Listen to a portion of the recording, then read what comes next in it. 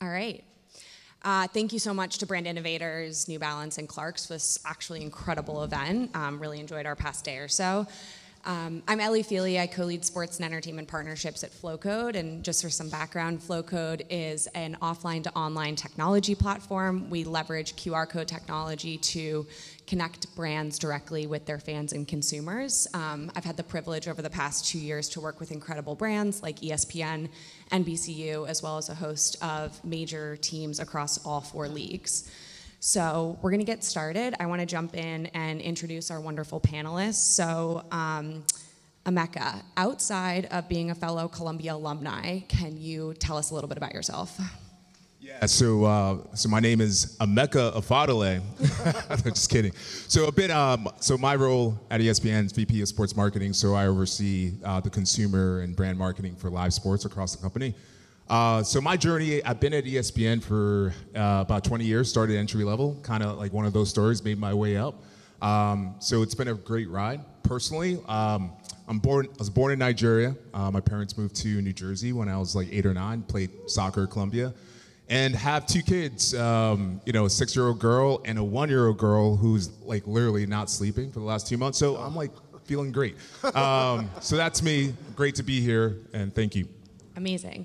Naveen, outside of being Boston's newest resident, circa this weekend, can you tell us a little bit about yourself and your time at New Balance?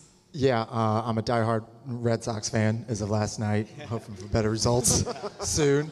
Yes, I'm a new Beantown resident. I've been at New Balance for 3 months, so meeting a lot of my new colleagues for the first time, really exciting. My journey was started at the NBA, a lot of my former colleagues here at the sport. Did a decade there in partnerships, spent about 5 years in New York, 5 years in London and in Europe on partnerships, and then end up here at New Balance looking after basketball, so really excited about that. And then personally from Jackson, Mississippi, which is rare. Yeah, surprise.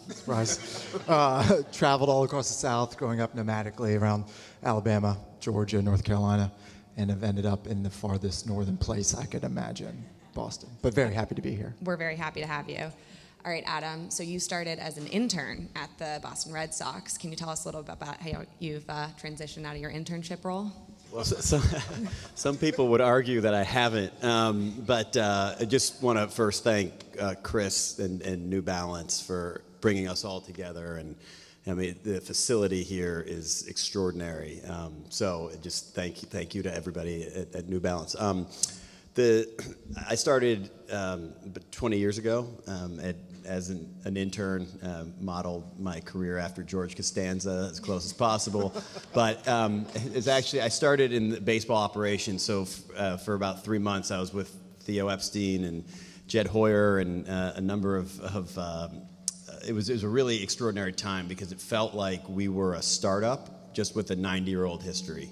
And entirely really environment of empowerment and possibility, and we had an incredible run. I ended up going from baseball operations to work for the CEO at the time, Larry Lucchino, in a special assistant role that allowed me to kind of see across all departments within the organization, which I always felt like was the best possible growth path for marketing, because we all know you can't market in a vacuum, and you've got to sort of put all these pieces together, and that was pretty foundational for the growth that I had within the Red Sox and sort of where we probably all are today. Amazing. And Arra, thank you for taking a red eye and getting in at 2 o'clock in the morning. So if you can tell us a little bit more about yourself as well. Awesome. Thanks, Ellie. Like Emeka, I wasn't born in this country. I was actually born in the country of the Greek freak. I was born in Athens, in Greece, not Georgia, and came here as a young boy and grew up actually in Boston, just a stone's throw from here, and a diehard everything Boston fan to, I know, some of the people in the audience's chagrin. But it's funny, I grew up listening to the radio and attending every game on the radio before really even TV was a big deal. And I'd follow hockey left to right on your dial, and I really understood the power of storytelling. And it probably spirited my interest in brand and marketing. I took a very traditional route. I joined Procter & Gamble out of school, spent 12 years, mostly outside the US. Eventually became my first CMO job, the head of marketing at Hasbro, the toy company, just a few miles down the road, and have been since a 5-time CMO. I just took on a president's role about a year and a bit ago at Laurel Spring School. An amazing organization, the #1 self-paced, mastery-based online school in the world. In fact, there are 804 online schools in the US, and we're ranked #1. And we've been around for 30 years, which is incredible. And today, 40% of all our students are NCAA-bound athletes. Another 20% are Broadway actors and Disney kids. And the balance are just driven and gifted, really smart, really ambitious kids. And our highest performers are athletes. You know, who'd have thunk, right? It's just an amazing combination. Love to hear that. All right, to start off with just some questions. So all of your brands have multiple different consumer touch points, from offline to online marketing. However, how do you typically approach an omni-channel marketing experience so that all of your touch points are connected? Adam, would love to start with you. For us, we always sort of say it's all about the experience, and what we have seen, even as the rise of digital and the importance of connecting with our fans beyond the ballpark, it really still does start with that ballpark experience. But what we have done is complement that and then inserted tech and working with MLB to make sure that it is a holistic experience that is more and more important to get. Obviously, we got to drive fans to the ballpark and make those different segments and entertain and service those different areas in so many different ways, depending on the segment. But there is a tremendous amount that we're putting forward now as it relates to fan engagement elements, from digital ticketing and the ease of tickets. I mean, one example is we've got a student program. We're always sort of thinking about kind of our next generation of fans. We've got a student program that is a list of 35,000 students, neighboring students, high school and college in the area. And one of the biggest opportunities that we feel is like we're at sort of a 2-click and in system now through text messaging, through marketing. And so we can sell thousands of tickets day of game. And what it's allowed us to do, it's not a huge moneymaker, but it allows us to make sure that experience, which again because it starts from a tech standpoint and an ease of use, drives so many people, and it's energized Fenway and infused a whole new, we hope a new generation, but just a new dynamic within the ballpark. So there's so much more that's there, but for us, it is that experience and sort of the core of how we can bring Fenway to life and create memories depending on the different segments of our fans. Oh, I can completely imagine what I would feel like if I was a high school student, got a text message that there was a Red Sox ticket for hopefully $40 or something like that. $9. Well, there we go. Less Even than the price better. of a movie. Even better. Arra, any other comments on that, given your work with youth and kind of where the landscape's at today? Yeah, it's interesting. For us, I think the omnichannel approach takes a slightly different definition. We're marketing to parents and students and teachers, and a lot of kids who are frustrated with the traditional setting, right? Ariel, who spoke earlier, talked about limitless learning and this concept of our kids come pre-wired to learn how to learn. So how do we engage with them? It has to be very authentic. So I think when our alumni get engaged and they talk to our students, whether it's on the campus of IMG or at a homecoming event or at a prom, it means something to them. And it's very exciting to see how they're engaging. Our blogs are really robust. We talk about our students in a very loving way. They've all achieved great things because they're pre-wired to do life at a different level. So it's very different than the traditional approach, but we do use traditional media like radio and streaming radio and TV and OTT, all the above. Amazing. Well, you said a buzzword for me here, so Emeka, streaming.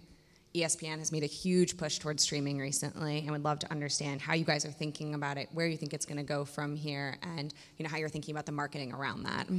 Yeah, I think it connects into the question before, right? So in this idea of how do you think about marketing today, especially on the sports side, it's all about essentially communities, right? So one of the things that's probably different, 20 years ago is that we could reach everyone at the same time. But now everything is all fragmented. So you have to ultimately figure out where that community is and what platform and speak to them in that most authentic way.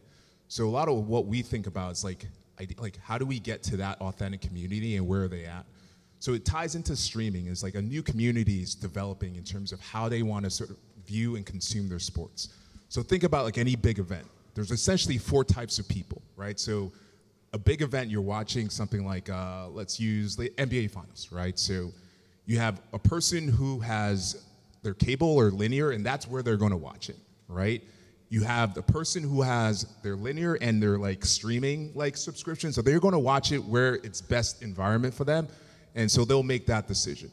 Then you have a person that is just streaming alone, right? And they don't want to watch it on linear, but they're just going to watch it on sort of, ESPN Plus. So like we're just dealing with this like different type of fan and how they want to consume.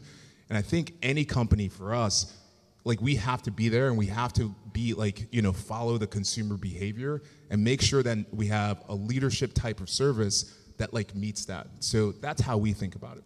Amazing. Just following up on that, because I think a concept that keeps getting brought up is with these 4 types of fans and with all the various places you can watch all of your content, how do you look to educate your consumer on where they can watch the content and how they can watch it?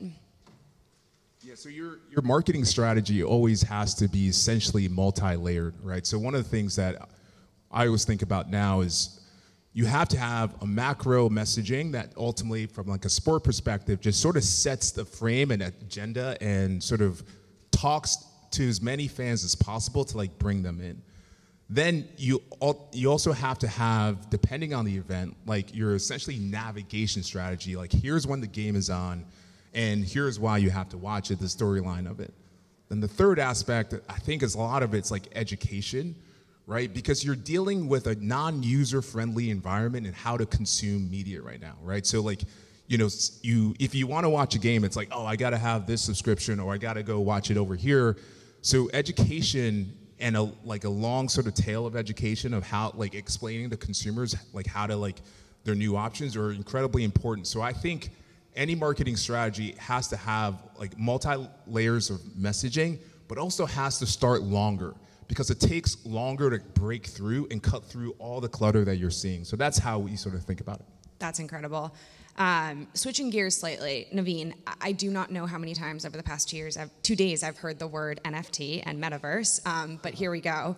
So the consumer landscape is consistently changing, and there are so many different trends that are available right now to touch your consumer base.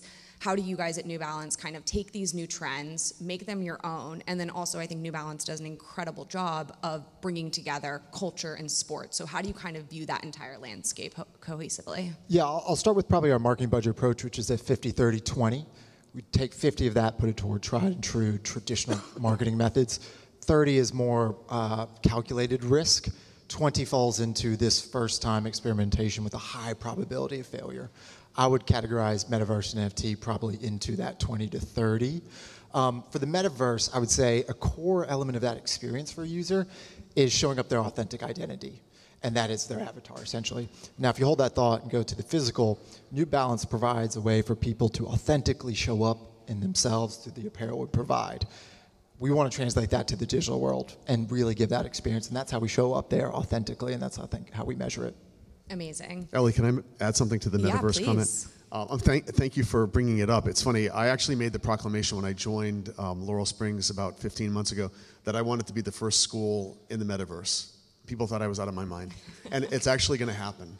So we are creating literally a shadow experience that's in this virtual world that'll enable these really cool experiences for kids. So if you're taking an anatomy class, you can literally reach into the cadaver, pull out the heart, elongate it, and walk through the ventricles and see how it works. Or if you're taking a Hellenic, history class, you can get onto a warship and actually experience what happened thousands of years ago.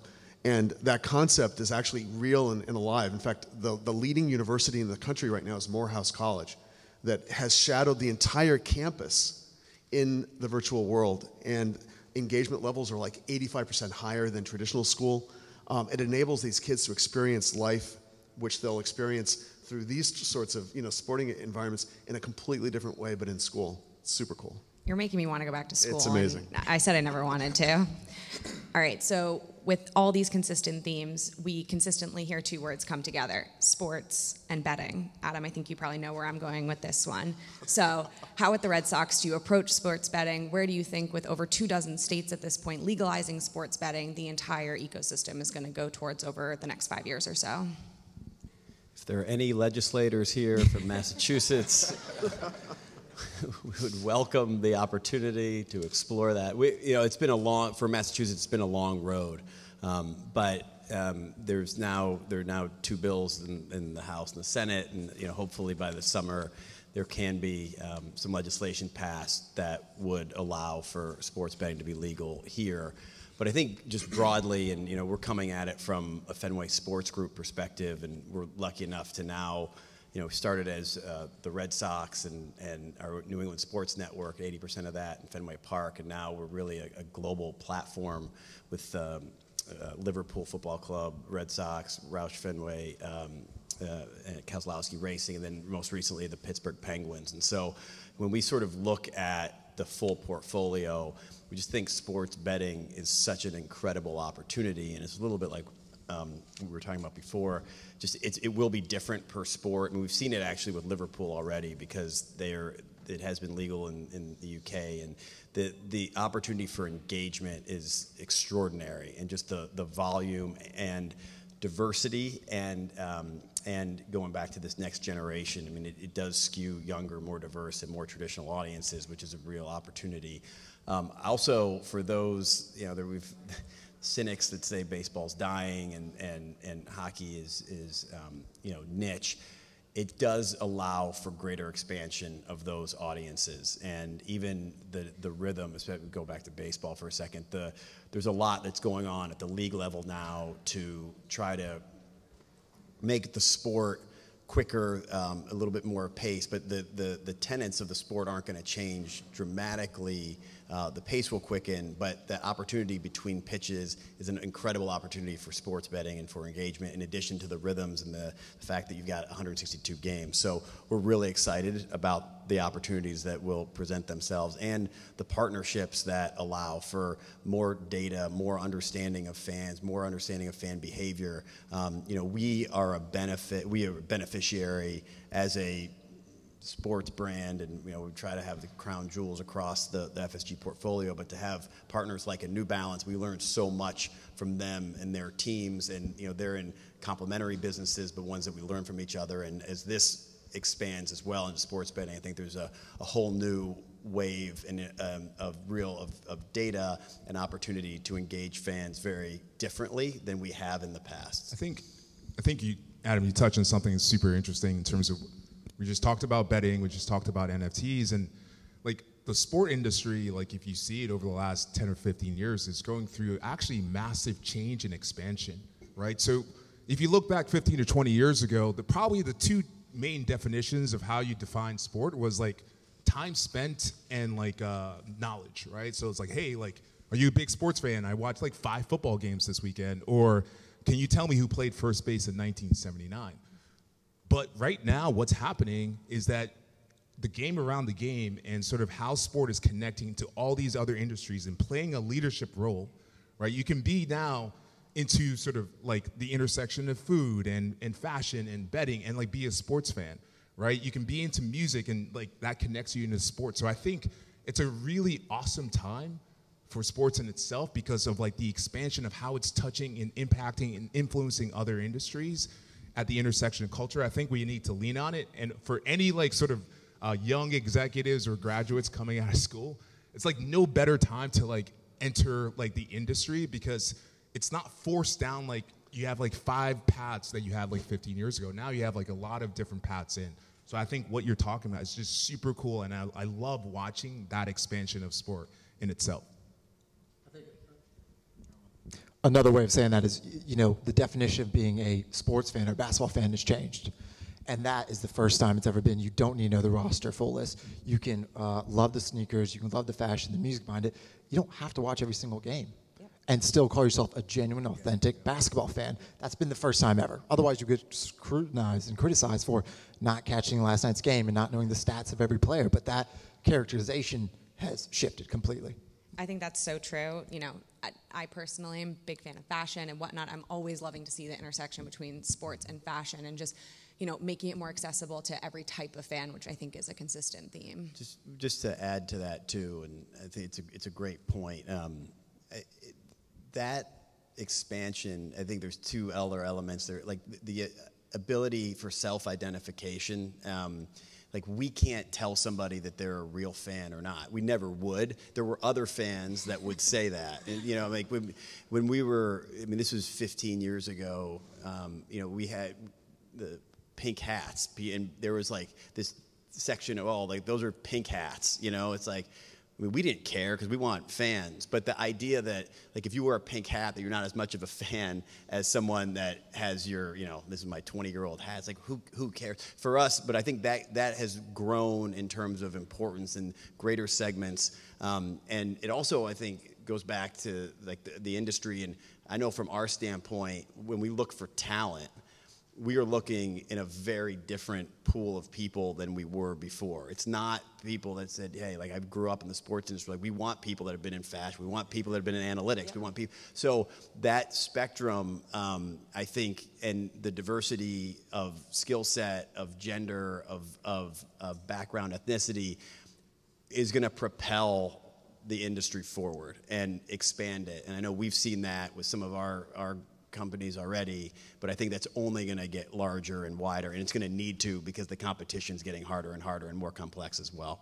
Ellie, can I just add one more thing? Please do. So in the interest of expanding the universe and fandom, just think about this. So we're beginning to bring people like Emeka and Adam into the classroom because kids at a young age want to learn about the business of sports, or they want interesting people who actually can relate to them because they're in a company that they aspire to someday work in.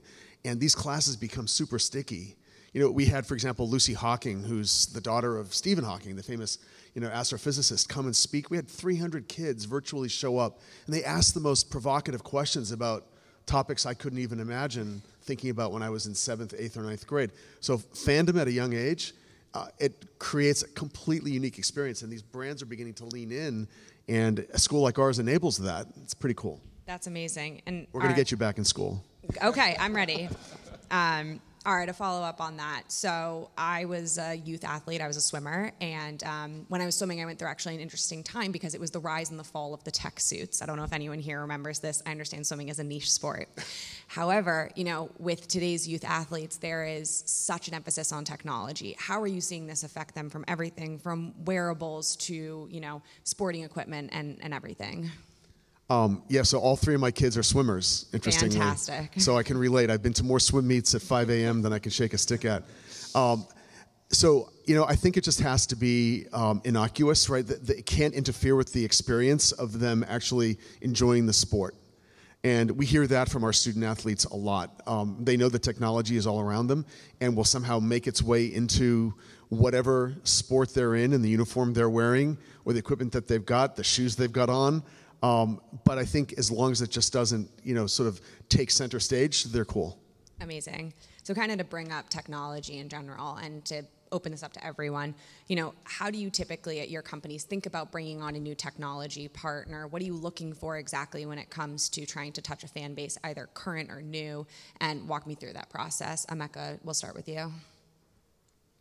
I think we look at it from like a couple different arenas. Like one, because we broadcast so many games, so we're always looking to innovate with technology of how you watch the game. The second part is essentially the companion aspect of watching the game. Like what technologies are we allowing other fans to connect with other fans to ultimately consume or watch that game better? And the other part, which is super interesting, is like technology that is sort of going into the future. Like I think, you know, Web3 and all of that stuff that I think is super exciting. But like a lot of what we think about is one, technology that makes you watch the game better and technology that's like a companion to you sort of being with that community and consuming that game with like your peer. So more of like the second screen experience. Exactly. Okay, incredible. Naveen, what about you? Yeah, over the past 3 months, I've really kind of fallen in love with the technology partner that we have. It's called Hookit. For those that don't know, Hookit is a third-party platform that analyzes and ingests social media data. We use it in the way to understand our partnerships and see how hard they're working for us. So it's a way to measure AAV, and we get weekly reports on that. And that's important because we want to make sure that those partnerships are working. We can tweak them as they go, and we can real-time measure their effectiveness. Amazing. Adam? I think there's 2 points for us. One is we always ask the question, will this demonstrably change anything that we're doing? Because we get hit up so much, and there's so much noise in, I think, with tech and with marketing, and there's a lot of parity in many ways in many different groups where people are coming to us and we say, okay, this is incredibly interesting, but will it fundamentally change what we do or how we connect or how we expand our business? And if it doesn't answer that question, then we just sort of take a pass. I think the other thing for us is we are willing to wait a little bit. You know, we don't, in some areas, we want to be first movers. In others, we want to at least assess and see what is happening. And we're okay if we're not the first, but to just say, okay, let's just see it and sort of feel it out, and then we can pounce and go really deep into it if we feel like it's going to be an effective tool for us. So it's not a one-size-fits-all, but I know that there are some companies that we've got to be the first to do this or the first to use that, and for us, that's not the goal. The goal is to be the most effective and most efficient, and then and we'll let others see if you know, sort of do the testing for us. Arra. I can't really add more than what's been said. It's a terrific question. But I do want to say, though, like, innovation isn't always sort of like tech-based, right? Yeah. So, like, for example, I'm not sure how many of you guys watched, you know, Monday Night Football with the Mannings, right? So that was an innovation in the sense of broadcast and how people consume Monday Night Football, but it was an innovation in storytelling and connection with the audience. And I think we have to always sort of have that consumer and the fan at the central part, then think about the best way to innovate to connect with them. And yes, sometimes it's tech, but sometimes it's as easily as like just, you know, sitting, you know, with the Mannings, just sitting in their house and watching the game with, you know, a fan, and because that's what they're looking for. So I think we should be open-minded on like where innovation can come from, and that allows us to get to a better place. Yeah, and I think that also just touches on, you know, not every fan is a tech-enabled fan. A lot are, and specifically the younger generations are becoming, but I think you have to, as we always said, reach your 4 audiences constantly. Adam, so from the team's perspective, specifically from when you look at Fenway Sports Management, like how do you guys think about bringing on new sponsors? What type of, you know, vetting process, and really what do you look for when you kind of onboard at that point? I mean, listen, you know, a lot of this is about, it's about 2 things. It's about growing your business and growing a relationship. And we do always we try to associate ourselves with blue chip. You know, when we've gone to acquire a different club, we've tried to make that blue chip, you know, we always talk about blue chip teams with blue chip partners. And, you know, I'm not kissing up here, but the New Balance relationship for us is really important, and you know, it's a company that really embodies the best of New England and is a global brand, and I mean that's an incredible partnership for us. And you know, a number of people were at the game last night and to see the New Balance affiliation. Like again, and you see New Balance, you see Sam Adams. I mean, these are blue chip, iconic. They're companies, but they represent so much more, and they really there is a piece of it that represents Boston, and for us, on the Red Sox standpoint, that's critical. But we're also you know, again, for us, we always sort of say, you know, championships fuel revenue, and revenue fuels championships, and so we need to have that, you know, a corporate base that allows us to do that. But it's a relationship-driven business, and I think what Emeka was saying before, like there are some principles that still apply. Like it's not all about tech, and it's not all about sort of like the next big thing. Because for us, the blueprint has been very similar from day one, which is, you know, blue chip brands, blue chip people, and it will allow for blue chip results. And that's, you know, it sounds corny, but that's really, it's a simplistic way, but it's something that has really worked well for us. Yeah, that makes a lot of sense. And Arra, you know, at Laurel Springs, when you guys just did your current partnership with IMG, walk me through that a little bit and how that came to be. Yeah, it's really interesting. I think the dream had always been to be a partner to an institution that was as unique and exclusive as IMG. And it's funny, when they describe themselves as being in a category of one. And with a lot of pride, they say that, and then they follow up with, you know, even schools like Harvard have competitors. We don't.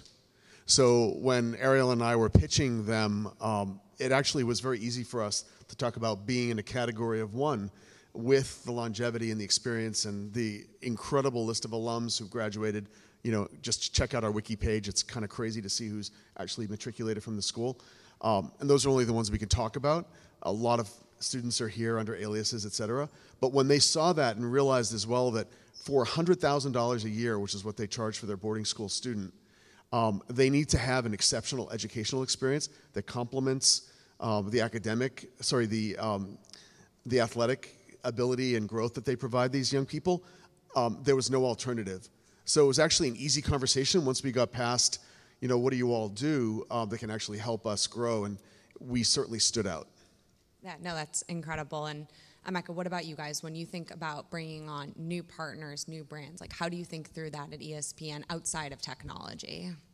I think it's really important that it's got to be like a two-way win. Like I think a lot about that in terms of brands, because like fans today, they'll smell if it's like not authentic, and they'll just be like hard pass, right? And so it's not about the volume of brands. Like I really focus on this idea of quality and the quality of the connection that like we work. So like for example, we're within the Walt Disney Company, so like there's a whole like amazing house of brands that we try to find connection with on the sports side, and we've developed this like really like great brand connection with Marvel, right? And where that works is that we create content where the Marvel audience is like, that's dope, right? And then we create content where the ESPN audience on the Marvel stuff is like, that's amazing. And like that's the only time it works. Like I just don't believe in the time of like transactional nature of brand partnerships, because like it's not going to be sustainable, and your audience is just sort of like over time it's just going to be like, you don't get it. So a lot of what we focus on is like it's got to be a two-way win where that audience for that brand is like, that's amazing, and our audience is like, that's amazing. And if we can't do that, then let's not do it. And on that, do you feel like that is special given the relationship with Walt Disney and given like being in the house of Disney, or have you seen another successful partnership outside of Disney, and how do you kind of think about that? Yeah, we think a lot about, sort of maximizing we have, great brands like Pixar and, obviously, our kid brands, and the thing that we just did this really cool partnership with like Nat Geo, right? It's part of Disney, like around promoting the wild card, and I talk a lot about like I think for brand partnerships, what we look at is like you have to look at process, right? So like a lot of times in creating the right brands partnership storytelling, the process is really sort of it's like short term, right? So like it's like really close to like when you actually have to activate, and like it's like let's just get an idea out and like call it a day. And a lot of what we talk about at ESPN is this idea of like an off-cycle creative process. It's like where you actually have to give like room like outside of like your normal activation cycle for for the brands just to go away and just to think about like what's the best way to like connect the dots. And what that has done is like it allows the brands to feel like they have like the creative freedom and like to really sort of figure out how we win. So when we do release it, it's like boom, it's good, right? So I think process is like super interesting, and how we think about the Walt Disney Company brands that like we connect with. So like Pixar, we have to work 2 years in advance. We can't be like 3 months in advance. So that's the way to think about it. Awesome. So we're about to wrap up here, so I just wanted to end with a couple rapid-fire questions. Adam, starting with you. Outside of the 4 major leagues, what is your favorite sport to watch? 7-year-old girls ice hockey. Incredible. By the way, I have a daughter. I should preface that. Yeah, but I've got.